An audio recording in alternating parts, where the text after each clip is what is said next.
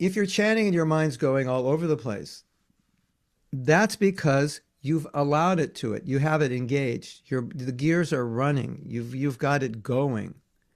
And so when you began chanting, you didn't turn it off. So you can't really complain that your mind is going everywhere because you didn't turn it off. You allowed it to be engaged. You didn't make any shift.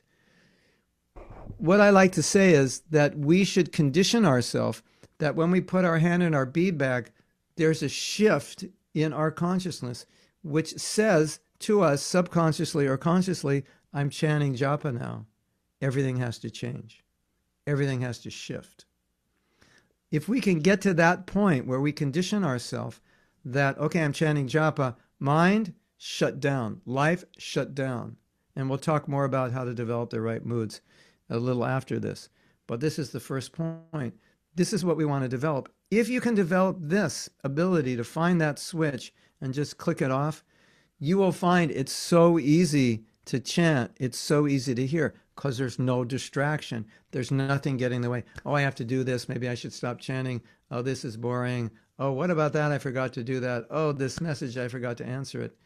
It won't be there because you've turned it off. And all your messages will be there later when you finish your rounds. I will make a solemn vow to you. You don't have to think about all your messages because when you finish your japa, they're still going to be there. And you don't even have to think about your problems when you chant japa, because when you finish chanting japa, they're probably still going to be there. If you chant good rounds, they may not be there anymore, but that's good.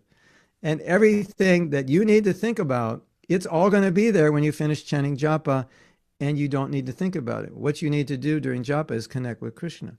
So if you can learn how to do that before you begin chanting japa and practice it every day, then the hope is that at some point, as soon as you touch your first bead, it automatically happens. And you are there present with the holy name on the first mantra, not the 8th, not the 4th, not the 12th. Wouldn't that be good if you could do that? Wouldn't that be good if the first mantra, you're there, you're present totally? Wouldn't that be amazing? And I think that should be our standard.